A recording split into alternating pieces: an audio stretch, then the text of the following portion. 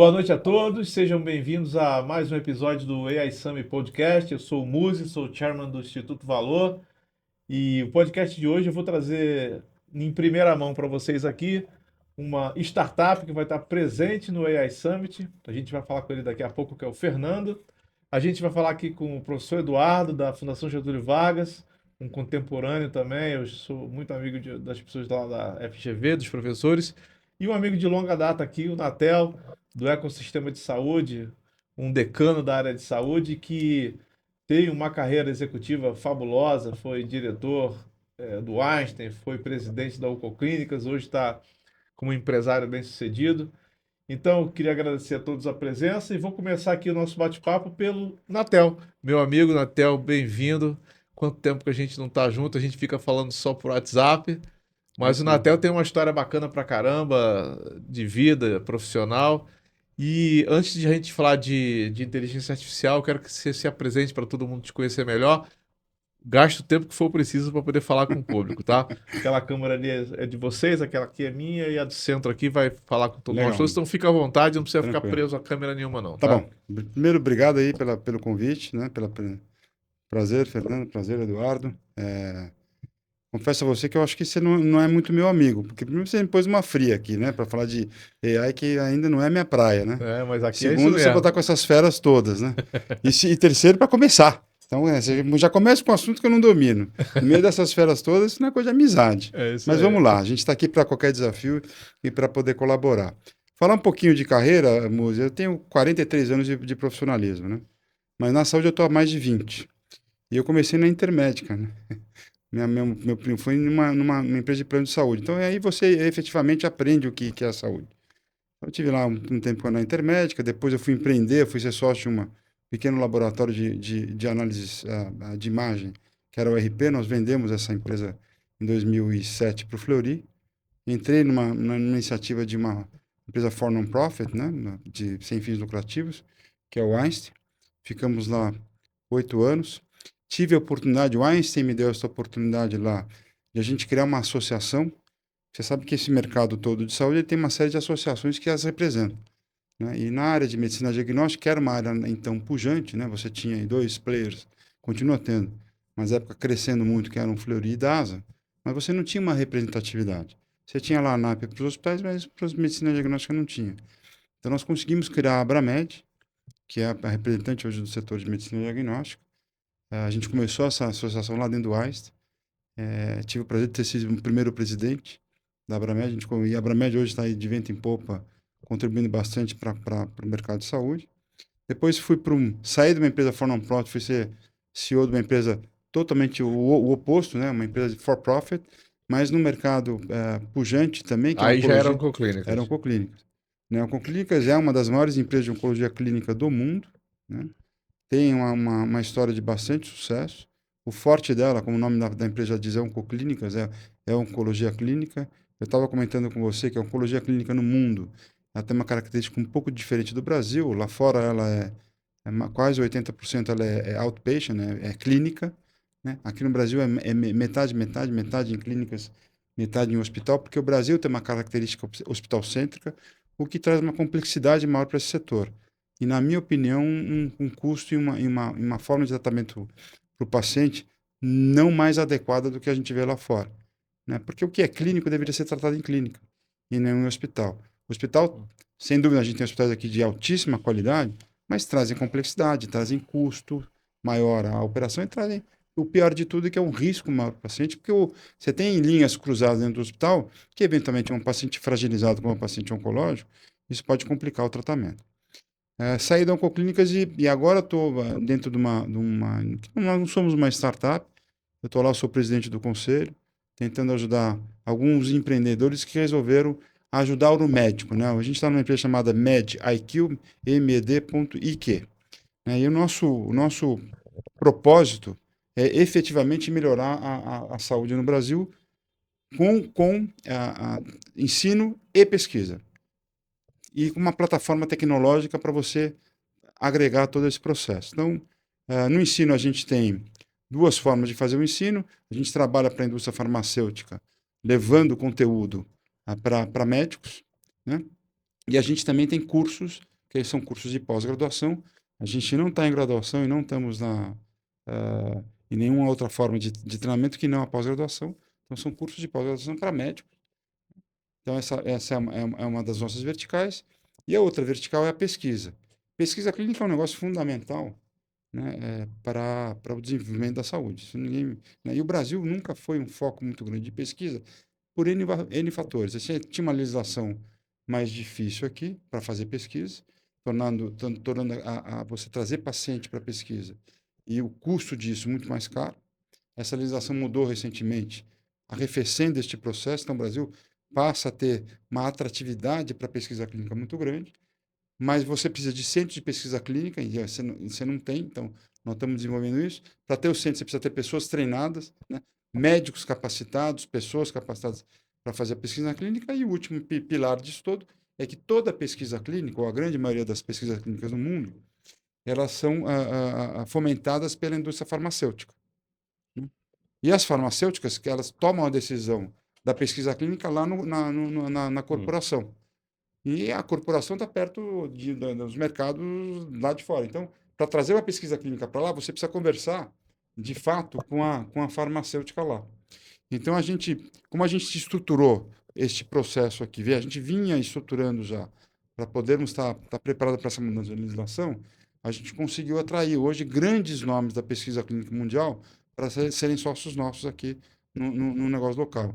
Então, a gente começa agora a influenciar de forma firme, né, as farmas lá fora, através desses nossos sócios, para que eles olhem o Brasil e comecem a trazer para o Brasil a pesquisa clínica. O Brasil tem excelentes médicos, a nossa medicina né, É de primeira. é de primeira, você sabe disso, você viveu num país europeu e você sabe o que você sofreu lá. Em outros países também são assim. Mesmo você indo para os Estados Unidos, que tem medicina de altíssimo grau, você não experimenta a experiência do paciente que você tem aqui no Brasil. Ela é ímpar, né? O que você não tinha, e aí passa até agora esse fomento. Então, e a outra coisa que o Brasil tem, que torna ele atrativo para a pesquisa clínica, é que o Brasil é um dos países mais miscigenados do Eu ia mundo, falar isso agora. né?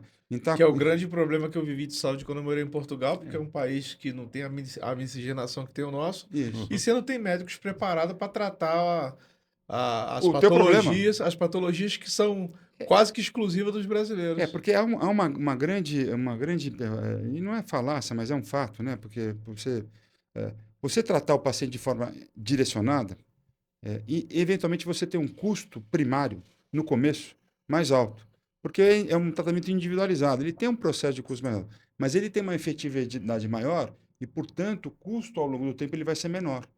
Porque esse cara vai ter menos cronicidade, talvez afete o trabalho lá. O pessoal, depois você vai contar, né, Fernando? Mas o pessoal em casa, mas você vai tirar você vai tratar o cara da forma que tem que ser tratado e evitar problemas futuros, né? E, portanto, diminuindo o custo do processo, né? Mas para isso você tem que ter dado. E o dado nosso aqui, a qualidade do nosso dado permite, né? Porque a gente é super miscigenado, daí obviamente você vai ter que montar centros de pesquisa pelo Brasil afora, porque o Brasil é um país continental, e isso vai trazer uma qualidade do dado, uma qualidade para a pesquisa quase que ímpar no mundo. Então, efetivamente, a gente está muito confiante de que o Brasil vai ser o foco disso, e não tem dúvida, aí nós vamos entrar aqui no debate, que a inteligência artificial vai contribuir muitíssimo para a efetividade desse processo, para você encurtar todos os passos desse processo. Só para poder botar todo mundo na mesma página, quando eu morava em Portugal, eu estava fazendo doutorado e tive toxoplasmose. E mesmo eu falando para os médicos que eu estava com toxoplasmose, porque eu já tinha tido em 2011 e eu sabia o que acontecia com o meu corpo, etc, né? Perder visão, tal, tal, tal. Os caras não acreditaram e aí bateria de exame, remédio, não sei o quê, só que os caras faziam as coisas completamente sem direção. No final das contas, a última médica que me tratou me enchia de corticoide injetável no olho e me enchia de sulfadiazina. Resultado disso, perdi a visão e meus rins entupiram por causa da sulfadiazina. Então eu tive que interromper o doutorado, voltei para o Brasil às pressas, cheguei aqui na quinta-feira e na sexta-feira eu operei. E aí eu queria dar um depoimento aqui, agradecer o Paulo Mol da Reddor, que inclusive é patrocinadora da AI Summit, porque o acolhimento que o Paulo Mol me deu e a Reddor, a infraestrutura dos caras realmente é uma coisa espantosa, né? E aí, graças a Deus, eu já recuperei já boa parte da visão, ainda tem 30% para recuperar, os rins estão ok, Que bom. enfim. Legal. Mas olha, fiquei muito curioso, daqui a pouco a gente vai voltar nesse ponto aí com relação à academia que você está montando lá, CMBA. Você está concorrendo com o nosso professor Não, não, de forma Eduardo alguma. aqui, hein? Não, não. Eduardo, aproveitando o gancho, pô, prazer enorme te conhecer pessoalmente, prazer que você está aqui no nosso podcast. Queria que você falasse um pouquinho das iniciativas da GV na área de IA e manda um abraço pro meu amigo Freitas lá no Rio. Tá bom. Eu e o Freitas trabalhamos juntos quando eu fui vice-presidente do IBMEC, é um cara sensacional. Mas em breve a gente vai estar aí, se Deus quiser, numa parceria forte com a GV, mas eu queria que você falasse aí dos teus planos de futuro com relação à IA e o que que você pensa que a IA vai mudar na nossa vida cotidiana, nas empresas, na academia. Eu tenho bastante coisa para trocar contigo hoje. Quero que você agora faça desse espaço aqui seu. Se apresente e toque o tempo que você precisar. Tá, eu que agradeço de partir daqui, estar com você, Jorge. A gente vem se falando já faz tempo, mas a gente está se conhecendo pessoalmente agora, né? É. Após várias trocas aí de reuniões aí virtuais. É um prazer estar com o Natel aqui, o Fernando.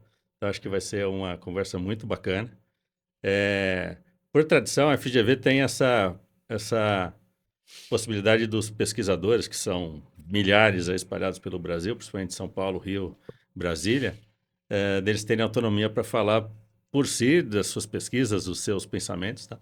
Então, eu vou trazer um pensamento que reflete, de certa forma, a nossa estratégia, mas é um pensamento bastante meu.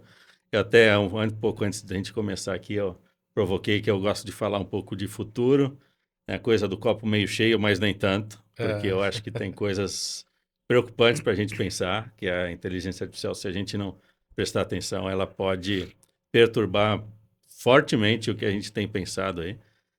Eu compartilho bastante da visão do Natel da questão da saúde no Brasil. A gente tem vários exemplos lá de programas que envolvem saúde e parcerias com muita gente. A gente estava falando agora há pouco sobre a Ana Maria Malik, que acho que é a grande referência da FGV na área de saúde, e ela liderou e vem liderando muitos desses programas. E só para dar um exemplo, complementando o que o Natel falou, eu acho que a saúde no Brasil é ímpar. E você deu um exemplo, né, pessoal de que realmente o Brasil tem uma característica endógena e exógena de que funciona, né? E eu já, antes de falar mais especificamente sobre mim, além de tudo que o Natel falou, acho que tem uma outra coisa que é só o Brasil que tem, que é uma base de dados fora do normal, que é o DataSUS. Não existe nada no mundo que se compare. Quando você fala com os gringos de que a gente tem o censo contínuo da saúde pública no Brasil, não é a cada 10 anos, é todo dia, né? Com o endereço, a CID, onde o paciente foi atendido e onde ele mora. De todos. Como assim? E é baseado no NHS, né? Engraçado, a gente E conseguiu a avançar gente, muito mais do que o pessoal exatamente, com o da Open Data Inglaterra. SUS agora, de acessos mais facilitados para essa monte de gente da área de saúde e de dados que estão se encontrando fortemente agora, o que é ótimo, né? Mas falando um pouco sobre mim, eu tenho mais ou menos uns 30 anos de experiência na área de tecnologia, então a minha formação é em ciência da computação, e daí eu, logo que estava concluindo o curso, fui trabalhar na indústria, fui trabalhar na área de software. Trabalhei na representante de uma grande empresa da área de software de geotecnologia, de georreferenciamento, que é a Esri. Fiquei 5 anos nessa empresa. E daí eu já migrei para uma indústria, fui ser analista, depois gerente, depois executivo do grupo AS Eletropaulo. Fiquei 13 anos na AS, sempre levando essa perspectiva da tecnologia, principalmente essa coisa de mapas, apoiando tomadas de decisão e tal. Daí fiquei por lá 13 anos, passei por todas as áreas que vocês imaginarem, de clientes corporativos, pesquisa de mercado. Fui gerente de tecnologia também lá durante grande parte do período. E daí, por força também, no contato que eu tive antes, né, na empresa que eu trabalhei de software, eu havia conhecido um professor, que talvez seja um dos que você conheceu também, que já se aposentou agora, ano passado, aqui na escola, que foi o Francisco Aranha. E daí ele foi meu orientador, fui para a FGV, fiz mestrado, doutorado, ano seguinte, entrei para a Fundação Getúlio Vargas e estou lá até hoje. Né? Quanto tempo já? 14 anos de 14 anos. FGV. Vou levar o abraço para o Freitas que você falou e vários outros que a gente conversou antes, né? Que você O Alvarenga, que certamente... agora está lá no Sebrae do Rio, que também era diretor junto comigo lá no IBMEC. Ah, é ótimo. E, enfim, e hoje eu estou na FGV, aliás, desde o início, né? Passando esse período de aluno e tal, eu entrei no departamento que tinha o nome já envelhecido e que nós já trocamos faz 6 anos, Departamento de Informática e Métodos Quantitativos. Olha que nome. Eu já tinha passado o CPD, né? Ainda tinha a época do CPD. Já tinha evoluído. E daí ficamos lá. O meu colega, meu antecessor na chefia do departamento, Eduardo Diniz, promoveu a troca de nome. E daí foi um processo bem legal, quer dizer, foi bastante comunitário. Então, todo mundo participou e a gente testou um monte de nomes e discutiu e tal, e fechamos no TDS, Tecnologia e Data Science. E a gente acha que esse nome realmente, acho que consolida toda uma estratégia que a gente vem trabalhando lá, né? Hoje, nosso departamento nós somos 36 professores, o segundo maior departamento da Escola de Administração de Empresas da FGV, né?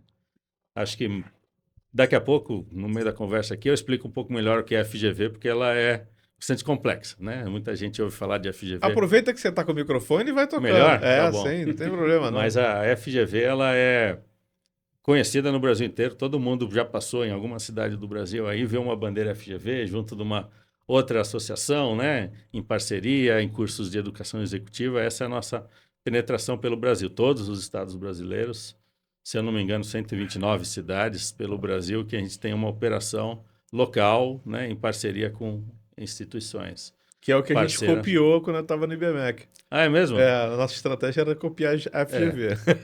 Internamente a gente chama de rede conveniada, mas essas escolas têm tamanho e autonomia para ter os seus cursos conforme suas estratégias e também em parceria conosco, né? Então, muitas dessas conveniadas têm uma ação local bastante forte e isso nos valoriza. Então, a gente gosta muito disso. E esse braço de FGV, de educação executiva, acho que o nosso grande negócio, né? E onde a gente posiciona a educação executiva, a gente também tem o Instituto Brasileiro de Economia, que é o IBRE. Então, todos os indicadores que vocês ouvem falar por aí da FGV são publicados pelo IBRE, né? É essa que presta serviço ao governo? Porque o FGV está sempre sendo contratado pelo governo para fazer algum tipo de pesquisa, análise, consultoria, etc., né? Não, o Instituto tem uma autonomia para gerar os seus indicadores, né? Vários produtos de indicadores, microdados que complementam os grandes indicadores, né, de mercado, desde de maneira mais ampla até coisas mais específicas para a indústria, para outros mercados e tal. Indicadores de preço, microdados. Então, o IBRE tem trabalhado bastante. Aliás, toda a parte digamos assim, da cozinha do IBRE, né, toda a sua arquitetura de dados e sistemas e tal, tem sido reformulada recentemente de uma forma bastante forte, com participação de professores até do nosso departamento, né, na arquitetura, na concepção desse modelo. E, além do IBRE e outros institutos e do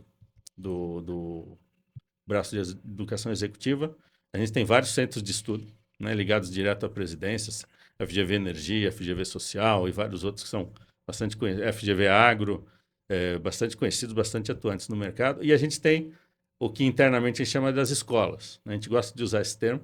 São braços, não, são instituições que têm os seus cursos de formação, graduação e todos eles, ou quase todos eles, também de mestrado e doutorado, né? E daí onde eu estou, né? Finalmente me posicionando. A Escola de Administração de Empresas, né? Que é a escola que eu estou, que é a maior dessas escolas, né? Da Fundação, tem uma trajetória que se confunde um pouco com a questão das escolas de negócios em São Paulo. Uhum. Então, a FGV e a ESP está completando esse ano 70 anos. Então, ela tem uma tradição, né? E a Fundação Getúlio Vargas está completando 80 anos na mesma data, né? Então, a ESP começou em 54, a Fundação Getúlio Vargas, que começou no Rio e a sede ainda é no Rio, de 1944, né? Então, são histórias aí que se confundem. Continua lá em Botafogo? Continua na praia de Botafogo. Tem um prédio histórico que a gente tem até dificuldade de torná-lo mais moderno porque é um Patrimônio edifício histórico? patrimônio histórico, tombado, então a gente não consegue mexer na arquitetura, nem corrimão de escada, nem isso. E o próprio prédio nosso aqui na Rua Itapeva tem o mesmo problema, né? Então, qual foi a Perto estratégia da que a 9 de julho, aquele fundação... lá? É, É. é um quarteirão que tem uma entrada pela 9 de julho, 2029, e outra entrada pela Itapeva, É. né? Esse prédio do Rio de Janeiro que você mencionou, na Praia de Botafogo, e o prédio da Itapeva tem esse problema. Eles estão lá preservados, patrimônios, e eles vêm se modernizando à medida da possibilidade, né, do ponto de vista legal. Mas a estratégia que a gente vem adotando é construir novos prédios. Então, tanto na Praia de Botafogo, foi construído um grande pavilhão no centro ali, que tem até um grande auditório. E aqui em São Paulo, a gente construiu agora um novo prédio, que é o próprio da FGV, onde a gente expande essa atuação desse prédio histórico aqui. Acho que muitos que estão nos ouvindo aí já conhecem e tal. E daí a Escola de Administração tem departamentos de ensino, dos quais o Tecnologia e Data Science é onde eu me posiciono. Hoje eu estou como chefe de departamento, e a gente vem liderando uma série de ações e participando de forma ativa em uma série de outras, né? A Fundação Getúlio Vargas, a EASP, a escola que eu estou, tem muita iniciativa em portfólio de cursos e um monte de coisa. E a inteligência artificial é um grande vetor estratégico para nós, né? A gente, internamente, a gente brinca que a gente aparece mais para o mercado como uma tradição do que uma inovação, né? Todo mundo ouve falar da FGV já há muitos anos e tal. Então, a gente tem uma reputação. E a tradição nos estigmatizou, talvez. E a gente tem, igualmente, ou até com um posicionamento até mais forte, muitas ações de inovação bastante fortes, dentre as quais a inteligência Mas artificial vocês é têm um um head pilar. de inovação lá, não? A gente tem um monte de coisa. A gente tem vários centros de estudos internos. Mas alguém que cuida da estratégia global de inovação da GV? A gente tem várias frentes, task forces de inovação, ligadas direto à presidência, inteligência artificial como Um uma agente coisa catalisador, acoplada, né? né? Algumas frentes só de inteligência artificial, focadas mais em ensino, vários centros de estudo em que a gente até intitula os centros de estudos como inteligência artificial aplicada, por exemplo, em segurança pública, como é o nosso FGV Analytics, FGV Cidades, só falando dos mais recentes, né? Fora os mais tradicionais, FGV Saúde, FGV ligado ao varejo, que é o SEV, sustentabilidade, que é o FGV SES. Enfim, a gente tem várias frentes que envolvem isso. Todos os nossos cursos, desde os super tradicionais até os novos, a gente está revisitando sobre essa ótica de inteligência artificial. Então, enfim, muita coisa para a gente conversar aqui. Que legal. Bom, agora a gente vai falar com o Fernando. Pessoal, o Fernando, antes dele falar o sobrenome dele, que eu não consegui pronunciar ainda, mas ele vai falar. Fernando foi selecionado para poder ser uma startup que vai fazer um pitch no AI Summit, né? Foi uma ideia fantástica, que a ideia não é original minha, a ideia foi do Gustavo Araújo da Distrito, né? E foi uma coisa bacana que a gente foi fazer um warm-up na Distrito. E na hora o Gustavo deu a ideia e imediatamente as startups se manifestaram lá querendo participar. Então, dentro do cronograma do AI Summit, que já está super apertado com 50 palestrantes, a gente teve uma ideia bacana que foi botar as startups para poder falar nos intervalos de coffee break. Ou seja, a galera não vai ter tempo nem de ir no banheiro fazer um xixi. Tá certo? Vai ser dinâmico, o negócio correndo atrás do outro.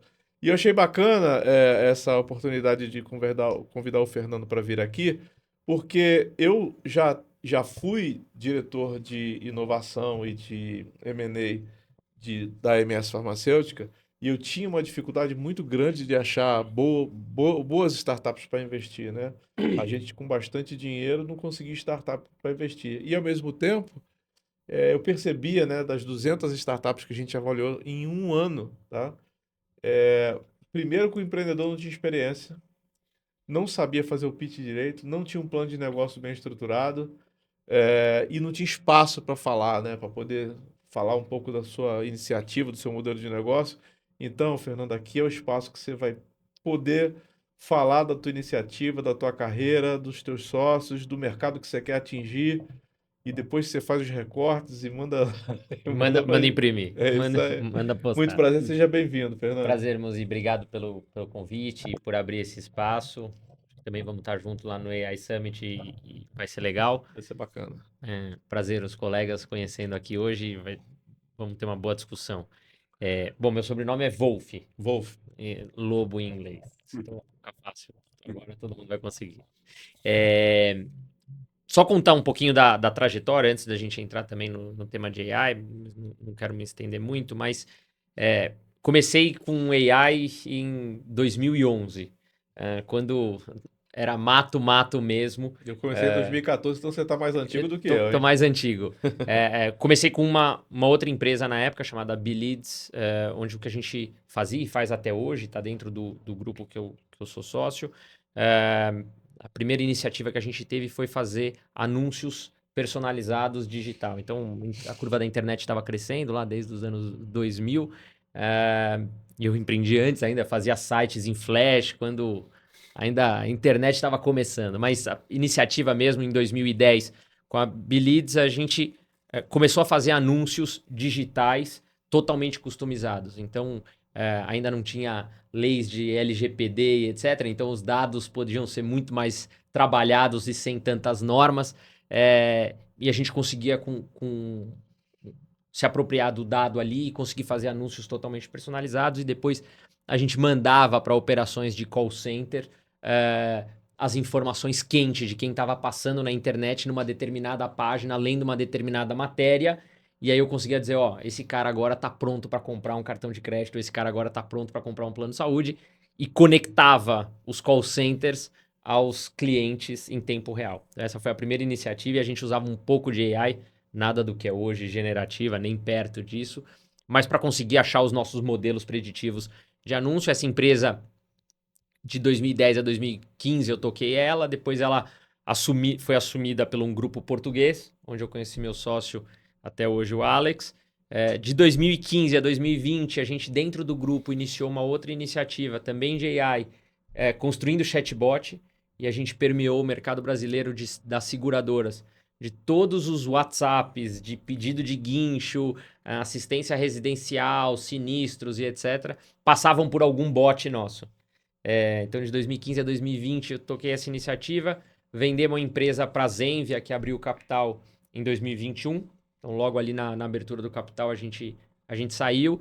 E aí, em 2021, eu achei que eu ia ter resolvido e não ia mais empreender. Mas, passado uma semana de férias, uma semana depois, já estava de novo começando novamente.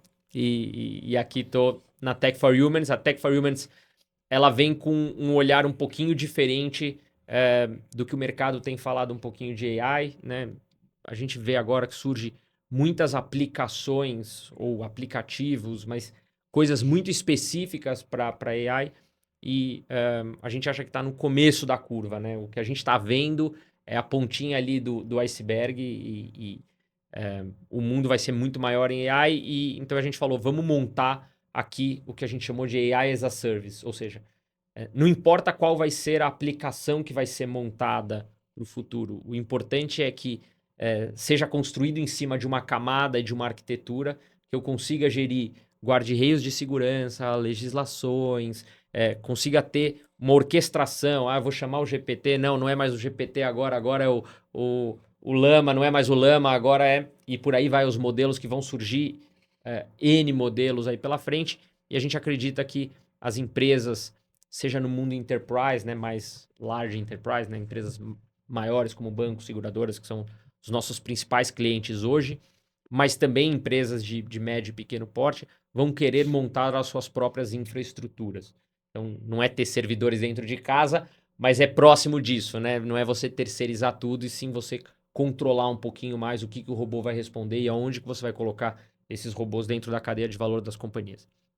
Até que de 2021 para cá vem crescendo bastante, então a gente já tem grandes seguradoras com a gente. Já está tracionada, então. As principais seguradoras já estão com a gente, ainda com projetos, em alguns casos maiores, em alguns casos projetos menores, né?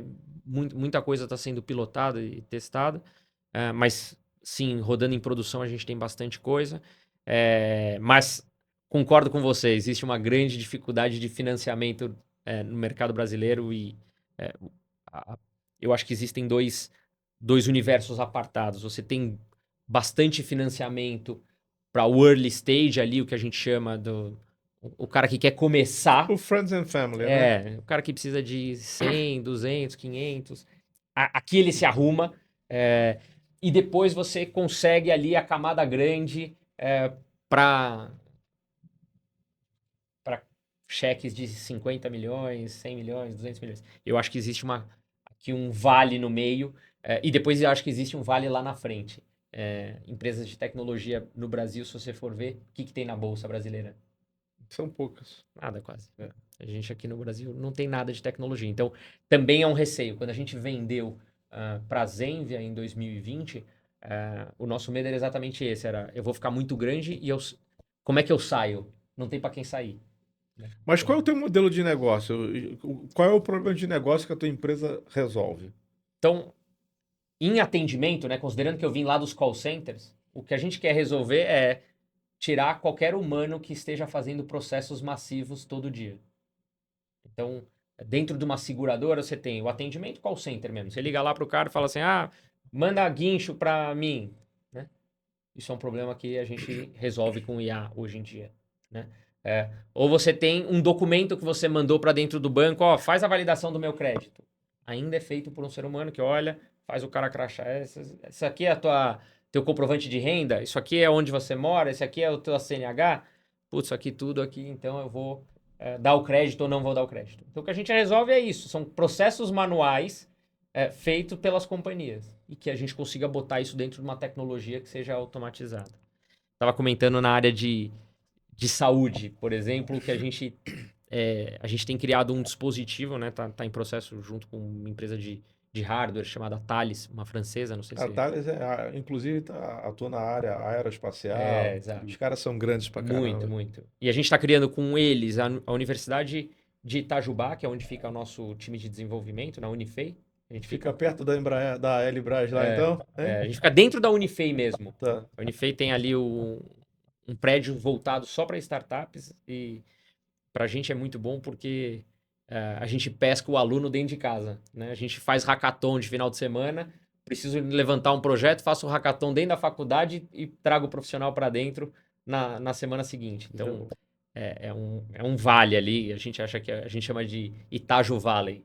Né? Quem sabe um dia consegue ter a mesma expressão que nos Estados Unidos. Mas, e na área médica a gente está fazendo uma coisa interessante, que é através de um dispositivo criado com captura dos sinais vitais, eu mando para o hospital em tempo real o que está acontecendo com o paciente em casa. Então, pacientes crônicos que eu tenho que fazer coleta e monitoramento em tempo real, eu não faço o cara vir e ocupar a minha triagem, né? Que é uma das coisas que você estava falando, é caro no hospital, né? E aí a gente também... Aqui, o que eu estou querendo tirar? O cara da triagem, né? Que é um processo extremamente parametrizado, né? O cara tem triggers para tipos de pessoas e eu posso fazer isso totalmente remoto. Então... E dentro da área de diabetes, você tem alguma coisa? Ainda a área de saúde a gente está começando. Está começando. Né? O nosso grande... Um mercado gigante. Gigante. O ponto que a gente está agora no momento é de conseguir finalizar o dispositivo para botar na casa das pessoas. A gente tem... É uma Alexa da vida, não? Ele é mais parecido com o EarPod, um pouco menor do que a Alexa, que é grande. Ele fica no bolso e aí ele vibra e aí você coloca os 2 dedos para coleta do eletrocardiograma, pressão. A pressão você encaixa aqui, eletrocardiograma, pressão, batimento e a glicemia. Ele faz um furinho no dedo e captura a glicemia. E aí ele está integrado com rede IoT, então vai via a rede LoRaWAN, manda direto para algum dispositivo que está lá dentro do hospital. Eu tenho que te apresentar, então me cobra isso. Eu tenho que te apresentar o Marcelo Grasti. A gente, na época que eu estava na MS Farmacêutica, a gente chegou a fazer um cheque de $1 milhão para ele, para investir na empresa dele, só que a gente foi muito lento, né? Uma empresa grande é lenta, né? Ele acabou arranjando esse $1 milhão com um cardiologista famoso, daqui a pouco eu lembro o nome dele. E o dispositivo dele mede glicose sem invasão. Sem invasão? Mas e é confiável para os médicos? Porque Rapaz, eu não tô te falando. É um negócio do outro planeta. é legal. É. Preciso conhecer. É de outro planeta. Eu tô te falando, eu não ia botar ao vivo aqui essa informação se eu Não, porque tivesse pela o grande confiança. problema da captura e essa é uma Ele discussão é um biosensor que a gente ele tem, usa. que a gente tem é assim, pô, mas Fernando, pra que você vai fazer um dispositivo que o cara vai ter que botar no bolso? Tem hoje o Apple Watch, captura todos Não captura. os dados. Não captura. Fala para um médico, ó, meu batimento tá 150 aqui. Ele fala, onde é que você tá capturando? No Apple Watch. Ele fala, então vem no hospital. Não é. É outro papo. Enfim, então, assim, esses bate-papos são muitos que a gente Se bem que acaba eu fazendo. vou só fazer um... Já tava na tua vez mesmo. Não, mas até comentar esse negócio do Apple Watch, porque nós temos lá na nossa empresa, tá o Botelho, que talvez você conheça, que é do Dante Pazanese, é um médico bastante famoso, e ele usa um smartwatch dele é da Samsung. E o da Samsung captura e ele diz que é muito preciso. E o Inclusive, médico também- aceita? E ele Ele é médico. médico e aceita. E ele aceita, ele usa o dele, Que tá? legal. Agora, ele diz que não tira para nada, inclusive para dormir, porque ele pega o sono, ele consegue Pega o sono. capturar, inclusive, o sono REM, aquela coisa toda, e ele melhorou a qualidade de sono dele medindo por esse relógio. Diz ele que é muito sensível, não Aproveitar veja, então para Samsung, olha, a gente tá fazendo um merchan aqui. Merchan ó, forte você- aqui. depois eu você fiz faz- da Apple e fez da Samsung. depois você patrocina a Eu fiz gente. o contra aqui. da Apple. É. Mas eu queria comentar mais um negócio de saúde. Você estava Claro. falando de Portugal. E eu tive na China, num programa de imersão lá na China. E aí eu falei, cara, deixa eu testar a parte de saúde aqui na China. Eu falei, eu já tava com uma dor no quadril, mas nada que eu precisasse ir no hospital na China, né? Eu falei, mas eu vou ir no hospital aqui na O China. cara vai te encher de agulha lá. Exato. Eu fiquei assim, cara, o que vai acontecer? Ele vai pra uma medicina ocidental ou ele vai pra uma medicina oriental? Ele vai mandar eu tomar ainda um cavalo marinho cheio de Botar coisa o- aqui. Vai dar um chá pra ele, vai encher de Exato. agulha, né?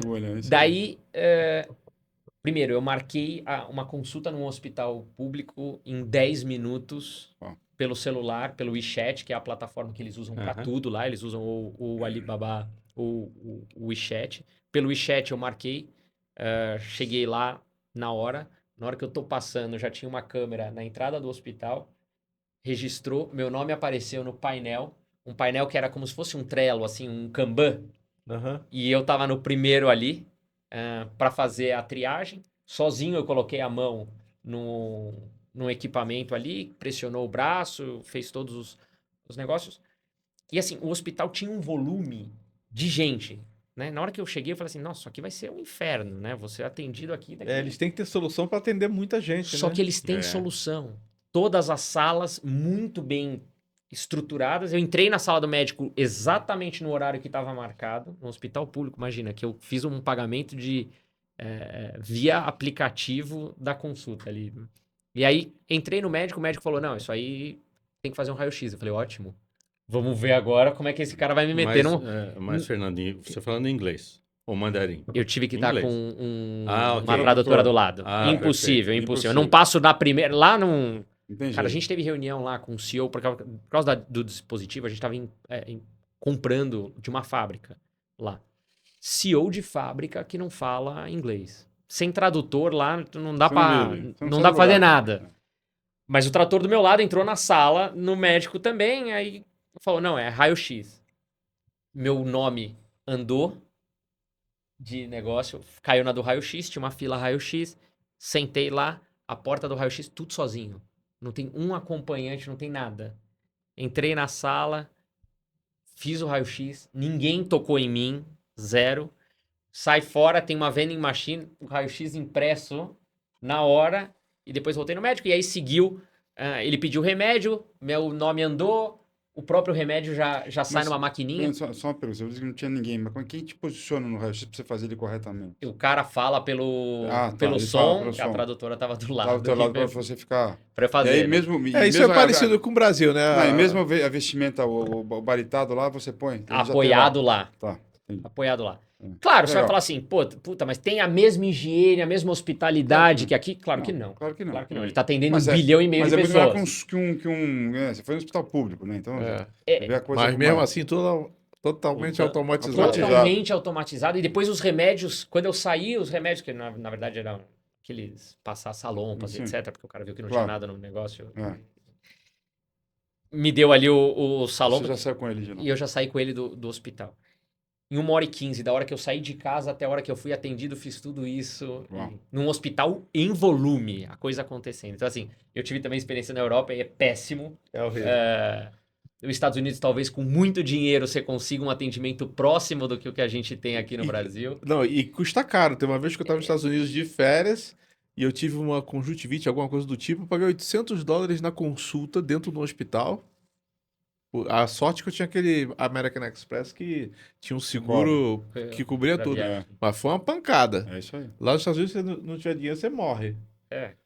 Mas eu fiquei muito impressionado com a China. Claro, considerando que era uma coisa em massa, mas bom. É por isso que eles conseguem Dá pra fazer. atender. É. Dá pra fazer. Dá pra fazer. Mas olha só, você no início do podcast aqui falou assim: pô, você tá fazendo uma covardia comigo que não entendo nada de inteligência artificial. Também não entendo, não, bicho. Eu vou te falar que eu estudo IA desde 2014, sou colunista do IG, escrevo artigo pra caramba e eu ainda tô patinando. Que bom. Inteligência artificial. Eu tô mais tranquilo agora. Não, Você ó, me eu vou deixa te mais falar. relaxado. Eu dei uma palestra em dezembro do ano passado, quase chegando no Natal, para a Universidade Federal do Paraná, para a escola de engenharia. Se você pegar a minha apresentação hoje, você joga metade dos slides fora. Sim. Metade. Não joga 10 slides fora. É uma apresentação longa, 2 horas de apresentação, 80 slides. Foi assim, a minha palestra era para assim, o que a IA vai mexer na engenharia? E eu falei de todas, né? E aí, no final, né, e agora vocês podem se preocupar com a próxima engenharia, que é a engenharia de prompt. Um mês depois, esse negócio... E já caiu.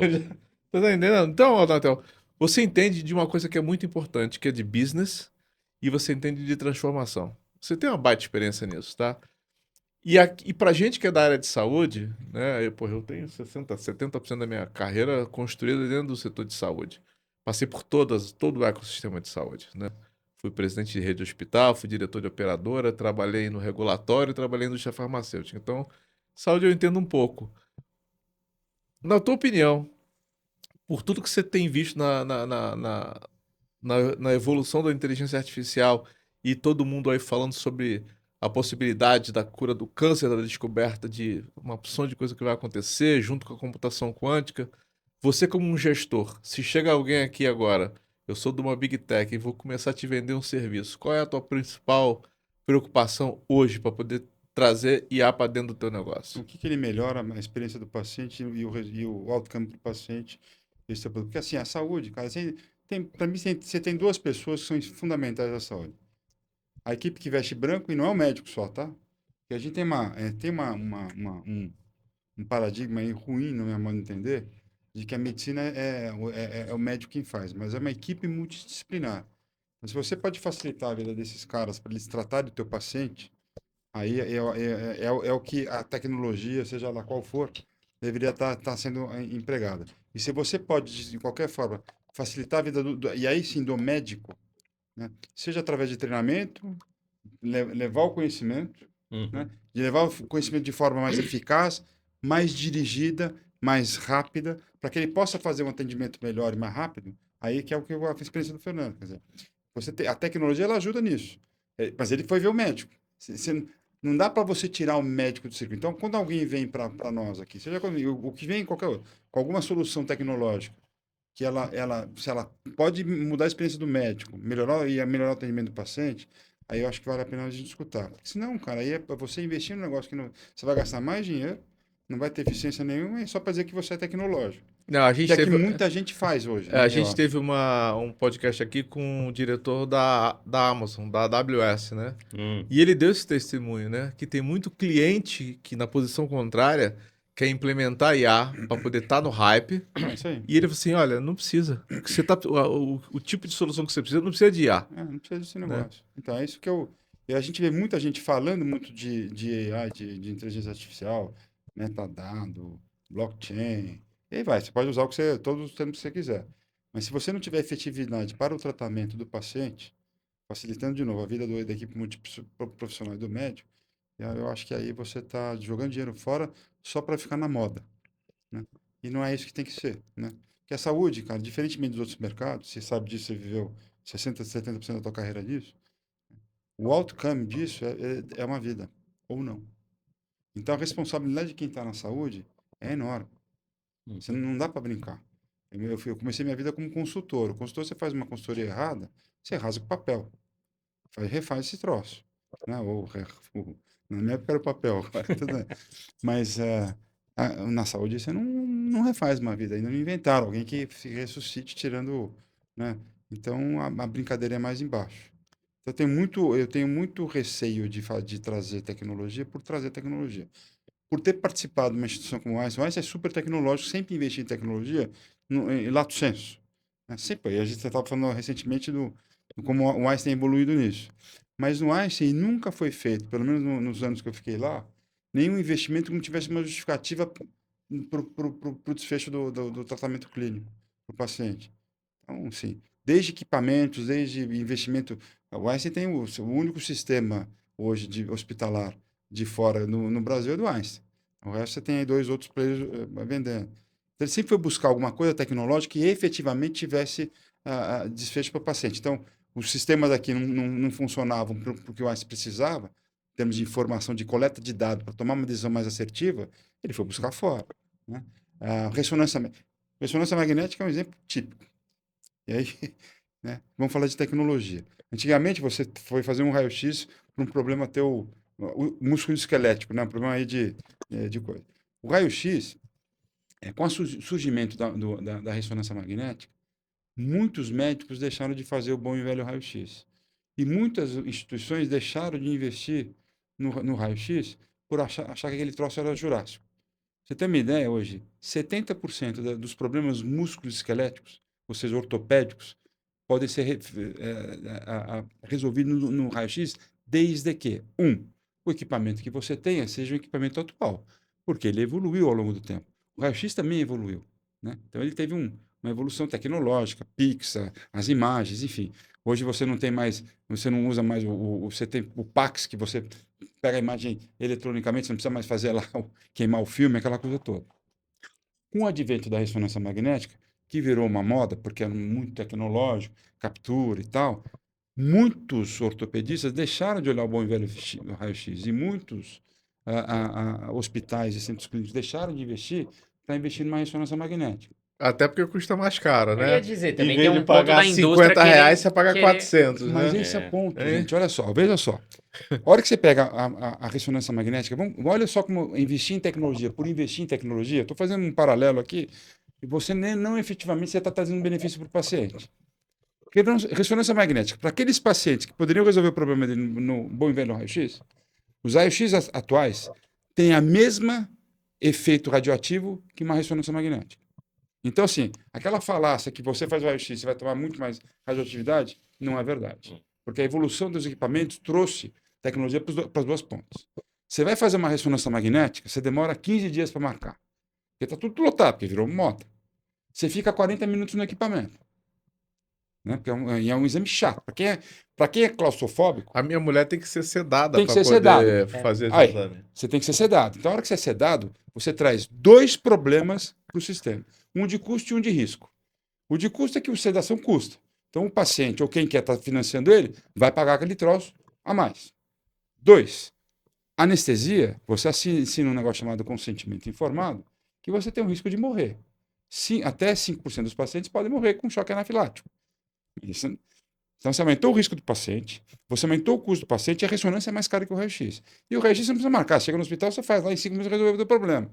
Então, é o que eu falo. A tecnologia, você encarece o setor, o médico fica desinformado, você dá a informação torta para o paciente corre um risco maior, perde tempo, 40 minutos, de máquina. Aí você tem o preparo, aquela coisa toda. E ainda se for uma ressonância que ele precisa medir alguma coisa mais, tem que tomar um contraste. By the way, o contraste é radioativo. E aí você naveia. É iodo, né? É iodo. Então, assim. Aí sobe o custo do plano para todo mundo. Para todo mundo. Então, assim, é um negócio maluco. Então, você pôs tecnologia, em teoria, para melhorar a experiência do paciente, mas você não está melhorando. Não, então, e tem um agravante nisso tudo que o Natal está falando. O doutor Giovanni Serra estava aqui, ele é um baita entusiasta de inovação, tecnologia. Ele é o líder do Inova HC. Né? Ele é o idealizador do Inova HC, o chefe da radiologia do HC, do INRAD. E ele falou uma coisa muito interessante: os médicos residentes, no ano passado, ninguém quis fazer residência em radiologia achando que a inteligência artificial vai substituir o radiologista. Mas isso é de uma ignorância, é de uma falta de informação e conhecimento No tão mundo. absurda. No mundo. E sabe o que está acontecendo? O contrário. Como os caras deixaram de fazer radiologia, está faltando radiologista. É isso aí. E aí o que está acontecendo? O radiologista está sendo buscado a preço de ouro. É. Então, você encareceu o setor todo, quer dizer, tudo, mas é Vocês uma doideira. topam não fazer o intervalo? Porque o papo tá muito bom para chamar o intervalo aqui. Vamos nessa. Então, olha, Natel, isso que você falou é uma coisa muito importante, porque dentro desse cenário de saúde, eu acredito muito que a IA vai mexer muito com a área de saúde, porque quando eu estava na MS, eu rodei os Estados Unidos inteiro, cara. Eu conheci todo o ecossistema de inovação americana. Eu fui para dentro de hospital, eu fui do hospital de Stanford lá, e eu vi muita coisa sendo feita com IA. Por exemplo, monitoramento de equipamento cirúrgico, né? Então, quando a operadora bileta o hospital, é pelo custo de toda a aparelhagem, todas as ferramentas. E o equipamento de IA detecta exatamente aquilo que você está usando e só vai cobrar o que foi usado, o que não foi usado, enfim. Então tem muita coisa. Na área de biotecnologia, eu vi muita coisa acontecendo também e eu acredito que vai ajudar muito. Logicamente que quando vier a computação quântica casando com esse negócio aí para acelerar os cálculos, eu acho que vai ser um negócio muito impactante, tá? Mas, dentro desse cenário todo, eu vou passar a bola para o Eduardo, tem um fator chamado educação. Falou bem. É isso aí. Educação. Esse ponto que eu Porque ia os falar. caras estão chegando agora na residência sem saber escrever o próprio nome. É um problemaço isso, tá certo? Os Isso caras, mesmo. os caras ficam jogando truco e indo pra balada os 6 anos de faculdade, quando chega lá vai querer aprender na residência. Então a gente tá com um problema de formação gigante. Eduardo, a bola tá contigo. Olha, Botei ela no centro do gol pra você jogar ela. boa. Deixa eu puxar a sardinha para uma coisa que o Natel falou aqui, que ele está preocupado, que só tem fera aqui. Eu diria, vou roubar uma frase de um professor que você deve ter conhecido, que é o Wilton Busabe, já Você falecido. sabe, com certeza. Foi os maiores estatísticos do Brasil, o maior estatístico da área de amostragem no Brasil. E ele falava uma frase que eu acho que cai bem no nosso contexto agora da inteligência artificial. A gente está saindo da área da inocência, chegando na área da ignorância da inteligência artificial. A gente já sabe o que a gente não sabe. Antes a gente nem sabia. Porque eu acho que nós estamos longe de ser fera em alguma coisa. Porque, como o Fernando bem falou, é a pontinha do iceberg e o que está por baixo a gente não faz ideia de onde vai estar, né? Porque esse mercado deve... Bom, não é só o IA é hype também, a gente não tem que ver o que está lá dentro, mas é a inteligência artificial e um monte de outros movimentos de tecnologia que estão acontecendo ao mesmo tempo, né? Toda a troca geracional, a gente vê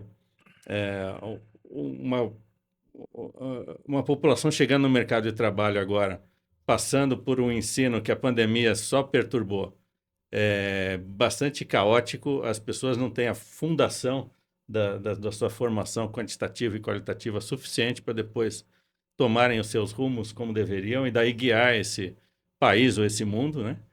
E agravado pela inteligência artificial através desses assistentes revolucionários, né? A gente está falando de uma coisa que a gente está nesse painel aqui chamando de IA uma coisa que é muito grande, mas se não fosse o chat GPT e os seus assemelhados, a gente não estaria talvez com essa força. Não teria virado hype. Não teria virado o assunto do nosso podcast, por exemplo, né? E isso é novembro de 2022. Ou janeiro de 2023 para valer. Imagina só, um assistente que fala qualquer língua, sem errar português, te complementa, resume os textos para você, e hoje com outros modos de informação muito sofisticados, você passa para ele um embrião de uma ideia, ele te monta um plano de negócio, te monta uma apresentação, te monta um vídeo, né? E ele montar um vídeo para 2025 vai ser uma realidade, mas para 2030 com certeza. Então, nesse contexto, as pessoas não têm mais o famoso boom da cadeira hora, né? Porque grande parte do aprendizado é individual. É você experimentar, e daí você vai, né? Por que a gente aprendeu tabuada no passado? Se uma calculadora faz a conta. É para você ter uma noção de ordem de grandeza, o que é que você está multiplicando, onde você vai chegar em grandes números, depois alguém faz a conta menor para você, uma inteligência artificial ou uma calculadora. E daí isso vai para o mercado de trabalho logo, logo, né? Esse pessoal está chegando na universidade agora. né? Esse pessoal não tem o paradigma da computação que a gente viveu nos últimos 20 ou 30 anos, né? Vocês devem ter visto, saiu recentemente aí uma brincadeira, a gente chegando no mercado de trabalho que não sabe o que é Ctrl+C, Ctrl+V. né? E tem gente que não Só sabe, para dar um e exemplo. tem gente que não sabe somar 1 mais 1/3. É isso mesmo. Pois é, daí para pior, né? A formação quantitativa É, das pessoas, é. que para quem vai para os bastidores da inteligência artificial, é fundamental, né? Só para falar um palavrão analítico aqui, que muita gente fala, não, isso não precisa aprender mais. A álgebra linear é a essência Com certeza. do machine learning. E a gente está trazendo a álgebra linear para os nossos alunos da FGV, para vocês terem uma ideia. Sem contar Fora as engenharias e que o computações. presidente da NVIDIA ainda traz para a mesa o fato de daqui a pouco tempo você não precisa mais fazer faculdade porque já vai dar tudo pronto. Você ouviu essa Eu entrevista? ouvi. É uma É uma frase catástrofe. muito acabou, né? infeliz, Muito né? infeliz, né? E daí o que a gente tem que fazer? Tem que ter um movimento que, primeiro, ter a consciência disso, que eu acho que não é fácil, porque a indústria ainda está vivendo o glamour da inteligência artificial. Olha que coisa bacana, né? O que antes se chamava de Big Data, o que um pouco antes você chamava de Business Intelligence, agora você só põe uma roupagem, põe um Python acoplado lá, parece que é uma coisa nova, mas na essência não tem muito do novo. E daí você tem uma solução que o mercado consagra como de inteligência artificial, né? Sem agregar muita coisa, né? Você falou um pouco da inovação continuada disso, né? Se for para pesquisa acadêmica mais hard, né? Nos papers de ciência da computação e tal, que falam de inteligência artificial, só vale a pena você ver o que foi produzido de 2022 para cá. O que foi produzido até 2021 é passado, né? Porque a indústria está se transformando de uma forma tão sofisticada, né? Isso antes do advento do LLM, que é o embrião lá da IA generativa, o grande termo do momento. Com a IA generativa, isso se potencializa tremendamente, né? A indústria vai usar e abusar, como vocês bem falaram aqui, vários exemplos da área de saúde, né? Com assistentes, né? Então, aquela visão do Jarvis, o assistente do Homem de Ferro, é uma visão realista para daqui a 10 anos. Um assistente vai te sugerir uma coisa em função do que você está fazendo. Isso, a complexidade para se fazer isso não é tão sofisticada assim pelo que a gente já está vivendo hoje. O outro lado é a consciência do que é bom, do que é ruim, do que é fácil, do que é difícil, que as novas gerações não vão ter. Ou a gente inverte esse movimento, ou acho que eu não sei onde a gente vai chegar, né? A Ásia está saindo na frente nisso. A formação quantitativa dos asiáticos, estão falando de todos, né? E aí a gente Coreia abre do um Sul, parênteses. tirando a Coreia do Norte, que a gente não sabe o que acontece. Mas China, Coreia do Sul, Singapura, Japão, Índia, bem colocado. todos os presidentes de Big Tech são tudo indianos, É isso aí. né? Esse povo tem consciência disso. A gente vai ver essa bolha explodir daqui a uns 10 anos, sem saber o que aconteceu, porque quem vai estar liderando esse país aqui não vai ter consciência disso porque não teve a formação, porque não teve a experiência. Então, acho que a gente tem que reverter isso rapidamente, né? Essa é a minha visão, copo meio vazio. Precisamos ver o copo Mas, meio Eduardo, é cheio. o seguinte, na tua opinião, qual é o impacto da IA na educação, né? Porque assim, não dá para brigar com a tecnologia. A tecnologia vem e ela vem forte, né? Eu tenho um slide que eu sempre passo na introdução das minhas apresentações, onde eu pego lá a história da IA de 1956 até hoje, né? Sim. Em 4 grandes blocos. E na mesma proporção eu falo de como é que a tecnologia avançou tão rápido, aí eu comparo com a internet, que demorou lá quase 20 anos para emplacar, o Facebook 4 anos e meio, 5 anos, e o ChatGPT 3 meses, É né? isso mesmo. Então não dá para brigar com a tecnologia, né? Eu lá eu sou aluno especial da USP lá, no doutorado lá do meu querido professor, amigo Francisco Paleta, não sei se você conhece Sim. ele, né? E ele chamou uma atenção muito grande para isso, né? A academia está avessa a isso, né? A academia ainda está avessa à inteligência artificial ser incluída na grade curricular. Eu sou de uma teoria contrária, ou seja, inclui logo, antes que seja tarde, e cria outras ferramentas de mensuração de conhecimento. Qual a tua visão disso? Concordo inteiramente com você. A gente precisa incorporar, né? Quando surgiu, no ano passado, principalmente, foi aquela história, né? Precisamos regular, precisamos olhar para o nosso plano de ensino e ver o que fazer, né? Teve radicalizações, não sei se vocês lembram, a Itália proibiu o ChatGPT. Foi uma coisa assim um país. E aquela coisa de você pôr um furo na parede, né? Não olhe aqui, só incentivou todo mundo, né, e os estudantes principalmente, ó, esse negócio deve ser bom porque não estão deixando a gente usar. E daí isso popularizou totalmente. A gente precisa, sabendo que isso existe, sabendo que todo mundo utiliza, a gente dá a consciência para as pessoas de como usar do jeito que deve ser usado, né? Para que a gente não corra riscos, como já está acontecendo aí, de muita gente na produção jornalística, muita gente na produção acadêmica se valer muito além do que deveria de um chat GPT, do Llama, de um Gemini, para produzir os seus textos acadêmicos. Tem vários exemplos aí de textos produzidos completamente por uma inteligência artificial generativa que passaram por todo aquele protocolo de serem avaliados por pares e foram aprovados. Só que não foi um ser humano que criou, né? Então, isso também vai para uma conversa de plágio, tá? Um pouco de pesquisa. Mas para o ensino, eu acho que nós temos que trazer isso fortemente. Todo mundo tem que saber usar. E daí, numa atividade em sala de aula, ao invés de você pedir para o aluno buscar referências sobre, né? Faça um resumo sobre o feudalismo, né? Isso é feito em sala de aula, como IA generativa, e o professor liderar uma discussão. O que a inteligência artificial trouxe, o que faltou aqui, o que ela errou, né? Os tais das alucinações que são menos frequentes cada vez mais, mas o que ela errou, o que ela não colocou bem, e daí você começar a criticar o produto que vem da IA generativa, e não deixar que isso seja uma muleta para o aluno. Eu uso bastante a IA, né? Lógico que eu uso todos os dias, até porque eu escrevo muito, faço muito artigo. E assim, eu uso basicamente para poder corrigir erros de ortografia, de gramática, etc, tal. Isso ajuda pra caramba. Mas tem hora que você fala assim, cara, eu não quero esse texto que esse cara fez, não. Porque tira a tua essência do teu texto, Sim. da tua capacidade cognitiva, e fica um negócio tão esquisito. Você já percebeu isso? Robotizado, né? Não, Uma linha... e dá pra saber, né? Assim, hoje eu fiquei até surpreso e muito bem surpreso, que foi um artigo meu que eu publiquei no IG, e uma pessoa que eu não conheço, tá no segundo nível do LinkedIn lá, não tá conectado nem nada, mas ela leu meu artigo, né? Sobre a raiz do problema da inteligência artificial, e a gente não vai entrar aqui, porque senão a gente não vai conseguir cumprir o tempo inteiro, e ela faz um comentário bacana pra caramba, e no final ela me marca.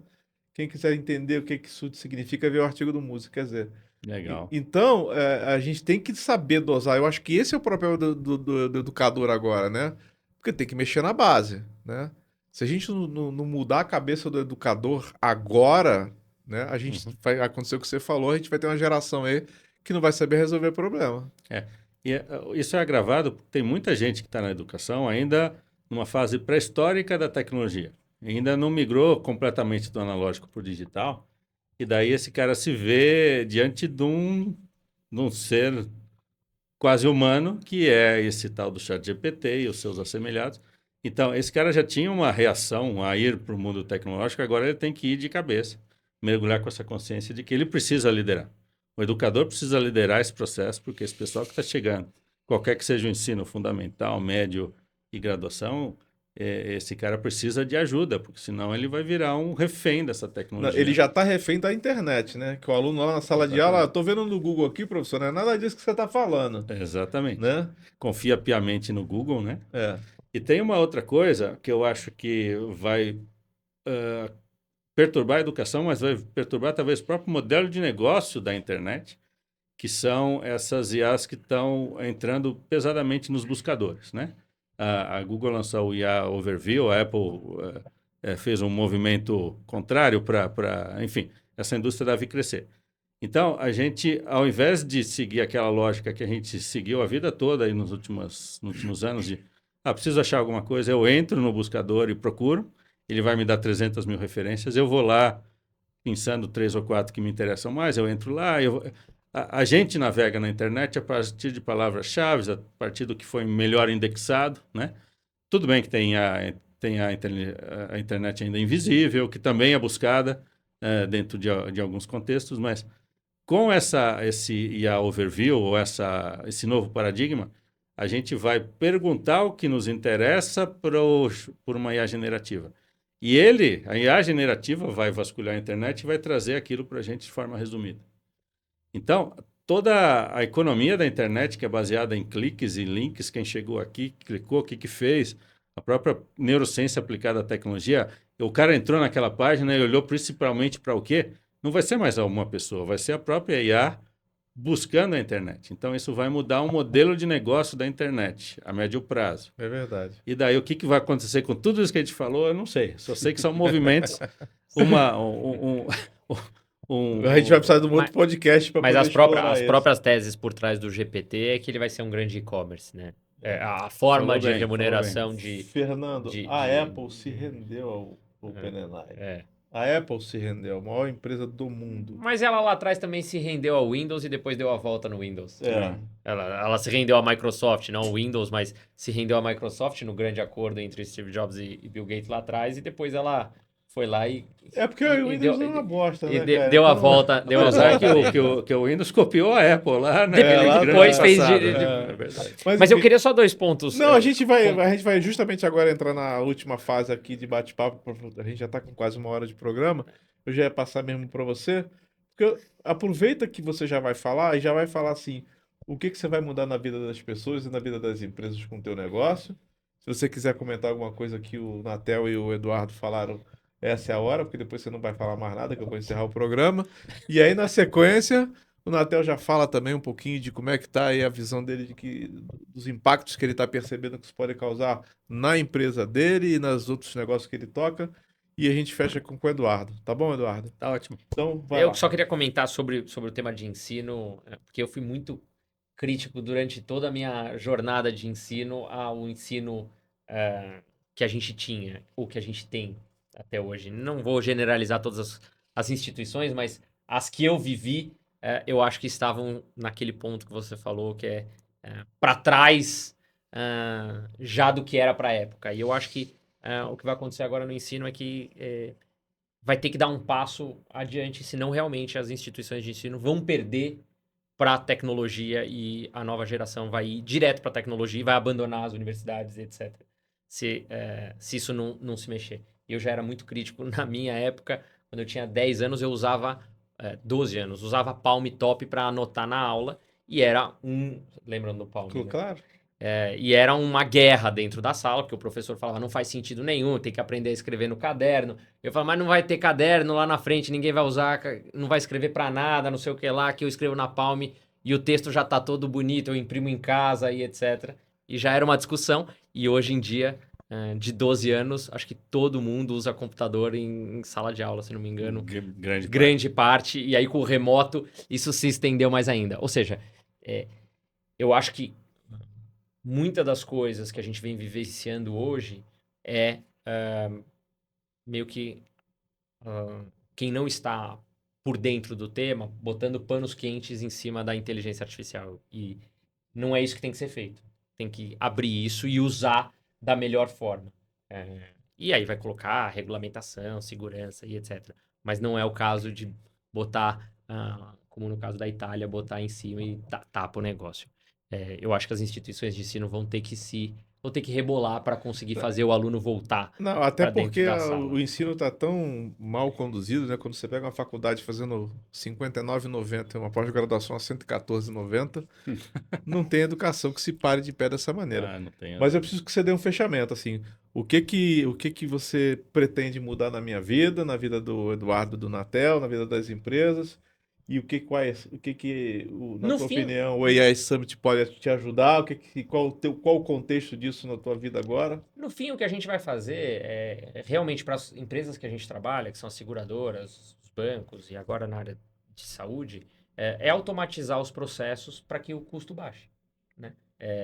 O caso China é exatamente isso, é conseguir dar para todo mundo um serviço que seja de excelência, né? E aí eu acho que é aí que a gente aplica a nossa inteligência, né? Então, eu consegui mandar um guincho pro cara sem ter um custo inteiro que tem por trás, vai fazer todo mundo poder ter seguro de automóvel. Mas você vai mexer na cadeia de valor, né? Você vai Inteira. tirar uma opção de gente aí dos seus postos de trabalho.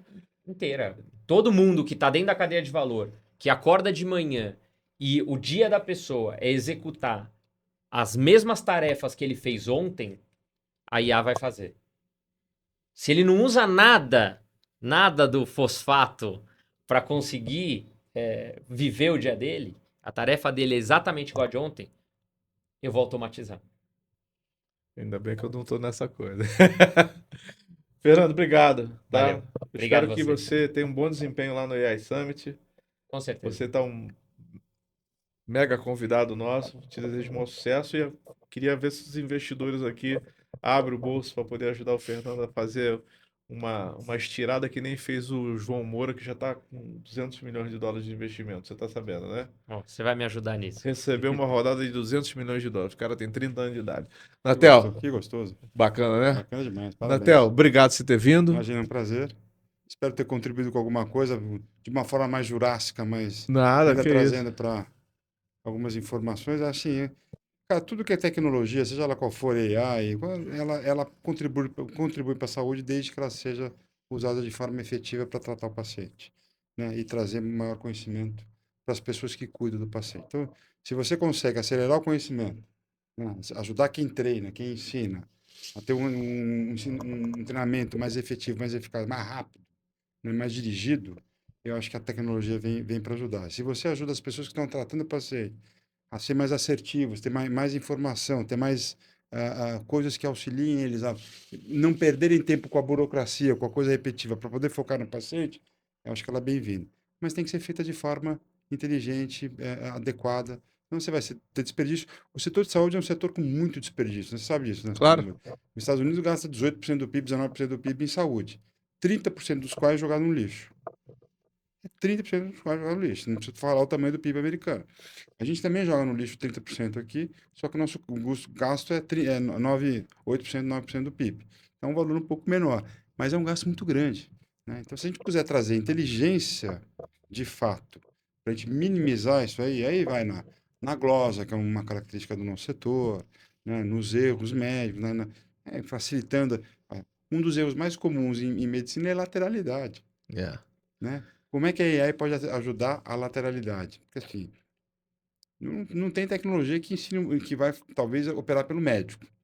Você tem robôs, hoje o médico operando robô. Mas acertar o lado certo, o cara tem que marcar lá o lado certo. Tem alguma coisa que a gente possa fazer? E é verdade. É Muito verdade. médico hoje, antes de começar a cirurgia, ele vai no leito do paciente, dá uma caneta para o paciente, ele, me ajuda a marcar o lado que eu vou ter que operar aí. É marcado o lado. É um erro, então assim, tem muita coisa que a tecnologia pode ajudar. Pode, mas, de novo, desde que traga custo, efetividade, melhore o processo e resolva a vida de quem está fazendo assistência. É. Aqui você Eu acho que o pode- mercado de saúde, o grande problema é que um quer ferrar o outro. É isso. No ecossistema, o hospital quer ferrar o plano quer ferrar o médico. Eu sei porque eu trabalhei numa grande operadora de saúde É mercadarisco, né? que Nosso. chegava assim, esse mês eu quero 25% de glosa. É. E quem não chiar virou lucro. É isso aí. Quem chiar, a gente vai lá e paga. Você Exato. sabia disso, né? Não sabia desses então grandes é- números. Olha que impressionante. Bicho, o mercado é sinistro, mas a gente deixa isso para outro dia. É isso aí. Mas legal, Obrigado. eu espero que o AI Summit aí cresça com essa tua opinião, que a gente Espero ter contribuído para alguma coisa. não vai contribuir pra caramba. Eduardo, Legal. você fecha pra gente, porque no final das contas, o que a gente quer sair daqui? Que você tenha saído daqui com mais oportunidade de falar as coisas que você pensa, né? Porque hoje em dia não dá pra poder viver de 1 minuto de entrevista pra TV, Pois é, falou bem. tá certo? Você tem muito conteúdo pra agregar, a gente tem muita chance de fazer coisas lá na GV. Seria legal que você fosse nos warm-ups que tem por aí, nos dias Sim. 17 e no dia 23, para você ver a experiência do que você vai ter pela frente. E a gente está lá, fazer alguma coisa juntos também, porque a gente tem que levar esse conhecimento lá para a GV. Mas eu Não queria que você tenho a desse menor dúvida. esse fenômeno da inteligência artificial, ainda tem muito que explorar. Como o Fernando falou, está só no início dessa cauda aí. Eu acho que que a gente pode pensar aqui como uma frase de efeito aí para um fechamento, juntando as grandes situações que a gente discutiu aqui, né?